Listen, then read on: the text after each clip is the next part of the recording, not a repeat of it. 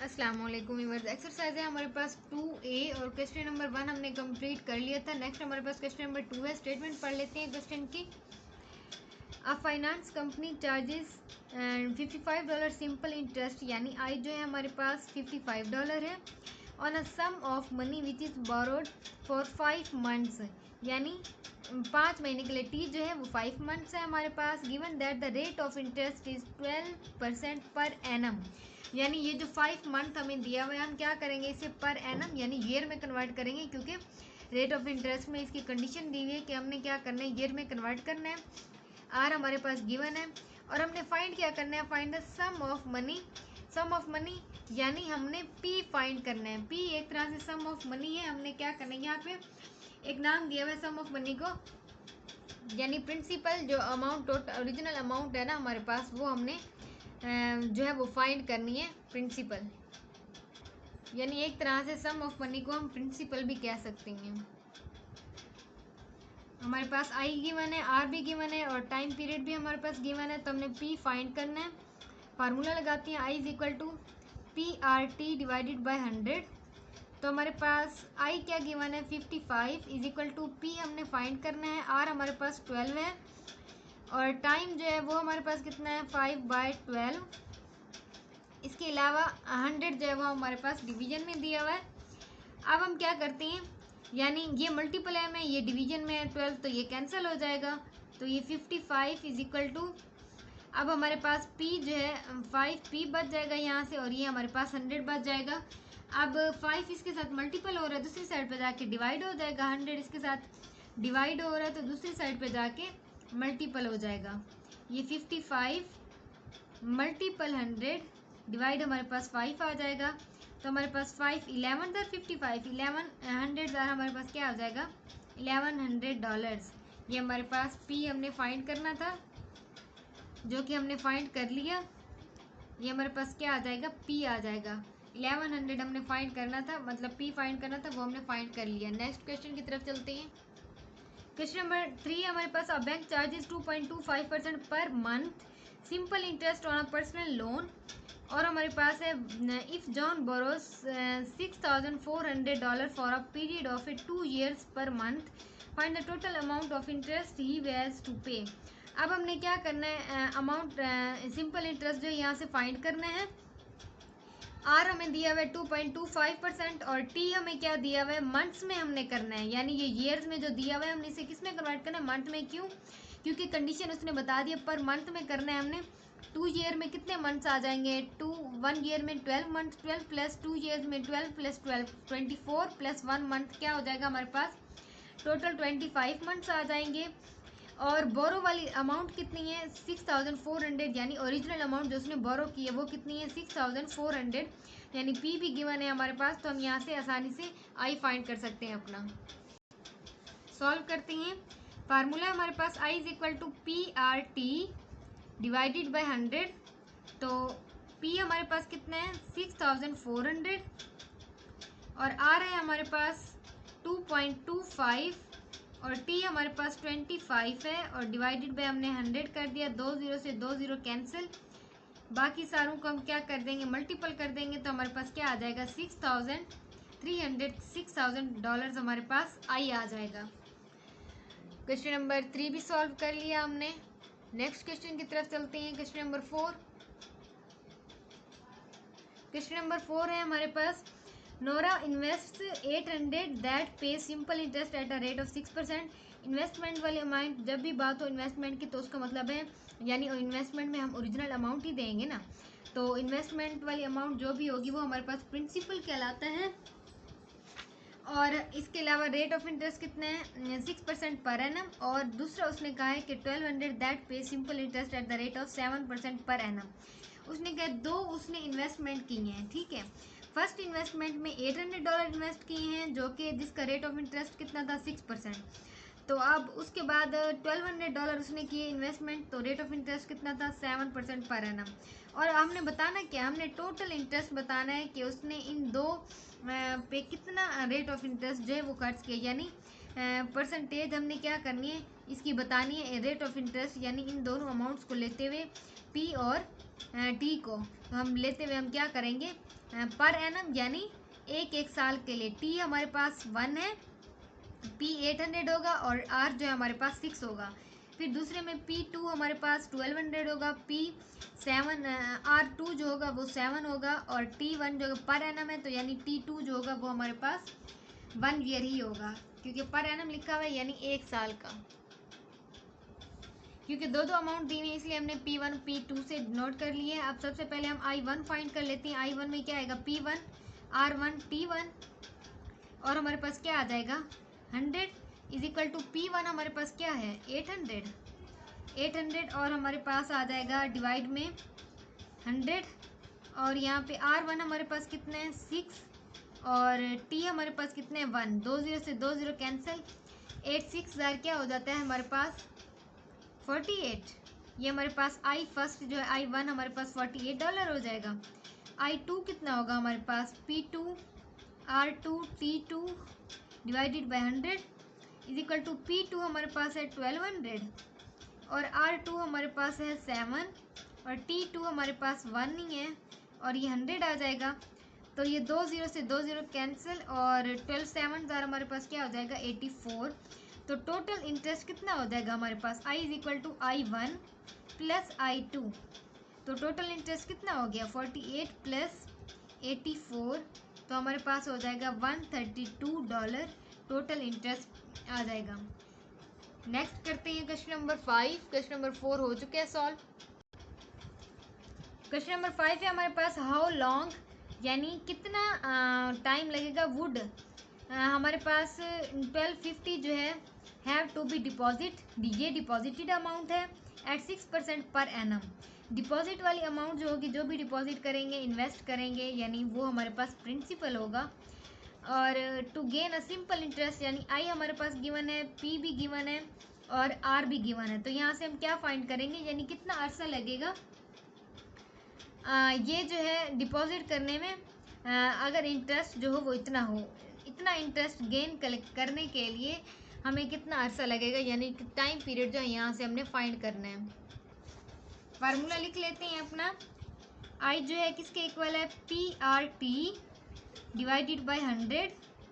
तो P हमारे पास कितना है 1250, और R हमारे पास है 6, और हमारे पास T जो है T हमने फाइंड करना है और डिवाइडेड बाय 100 आ गया, और I जो है वो कितना है हमारे पास 750।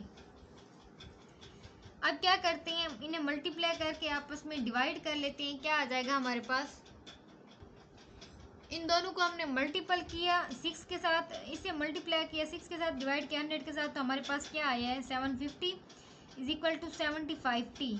तो T हमारे पास क्या आ जाएगा यहाँ से 750, 75 इधर मल्टीपल हो रहा है, दूसरी साइड पे जाके डिवाइड हो जाएगा। तो हमारे पास डिवाइड करेंगे तो हमारे पास क्या आ जाएगा 10 ईयर्स, ये टाइम पीरियड आ जाएगा यानी 10 साल लगेंगे हमें वहाँ तक उस अमाउंट तक पहुँचने के लिए। क्वेश्चन नंबर 5 भी कंप्लीट हो चुका है। नेक्स्ट क्वेश्चन की तरफ चलते हैं। क्वेश्चन नंबर 6 है हमारे पास, Mikail lend Farhan $4800 for 7 month.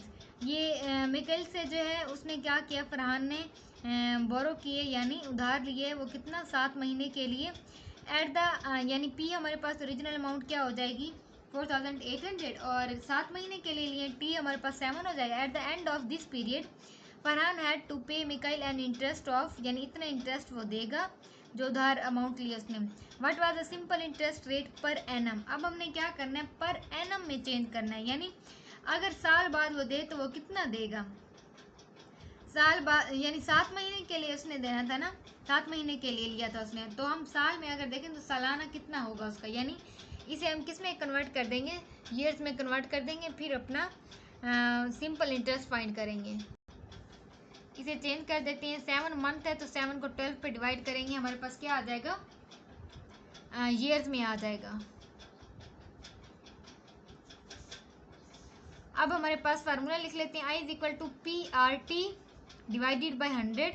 P हमारे पास कितने 4800 मल्टीपल आर हमने फाइंड करना है, मल्टीपल T हमारे पास है 7/12, और हमारे पास नीचे आ जाएगा 100, 2 0 से 2 0 कैंसिल हो जाएंगे, और 12 1 12 12 4 48, तो हमारे पास 4 7 क्या आ जाएगा, आई कितना है हमारे पास, आई 119 है, इज इक्वल टू 4 7 28, तो हमारे पास 28 आर आ जाएगा।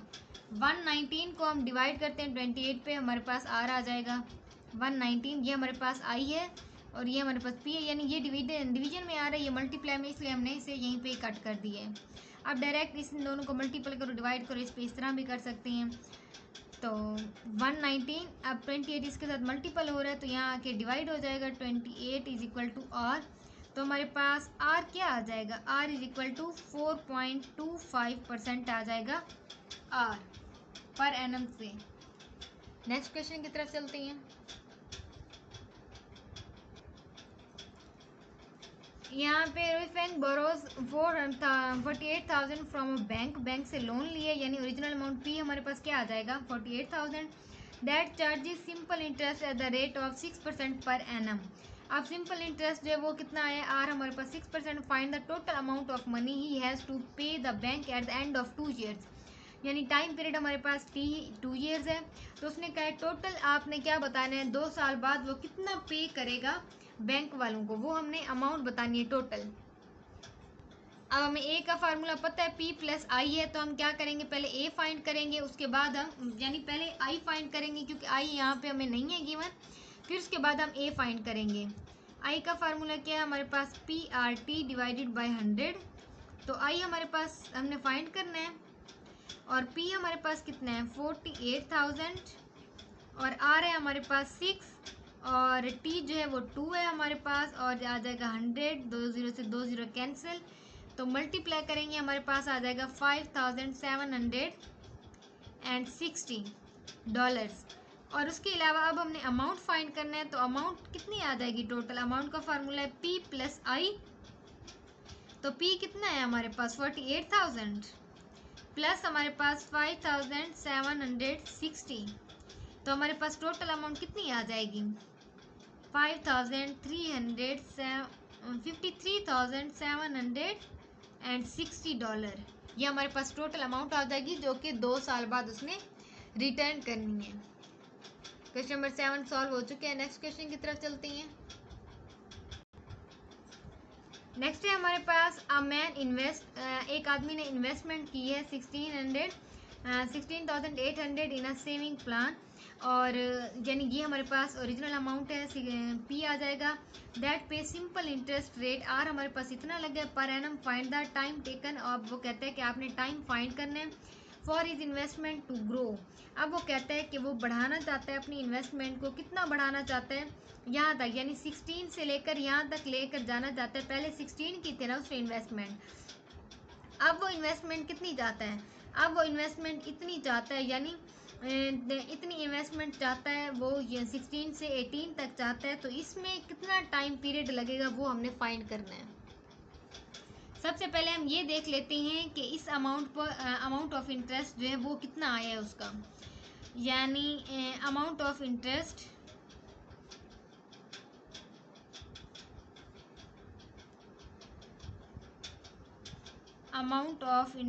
वो कितना आया है, यानी इस अमाउंट पे जो है वो कितना आया है 5% ऑफ 16,800, जो उसने इन्वेस्टमेंट की थी वहाँ से 5, हम परसेंट की जगह 100 लगा देंगे, ऑफ की जगह मल्टीपल, और ये 16,800 आ जाएगा, 2 0 से 2 0 कैंसिल, तो हमारे पास यहाँ से क्या आ जाएगा $840, ये हमारे पास आ जाएगी।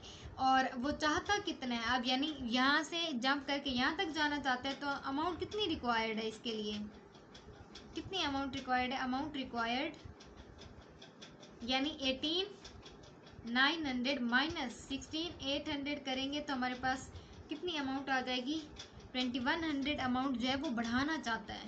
ठीक है, अब हम देखते हैं कि इसमें हमें टाइम कितना लगेगा, यानी होती इतनी है उसके पास, इतनी है ओरिजिनल उसके पास जो अमाउंट है, यानी यहाँ से लेकर वो यहाँ तक बढ़ाना चाहता है, अपने आगे करना चाहता है, इन्वेस्टमेंट आगे करना चाहता है, यानी जितनी ज़्यादा इन्वेस्टमेंट करेगा उतनी ज़्यादा उसे प्रॉफिट हासिल होगा।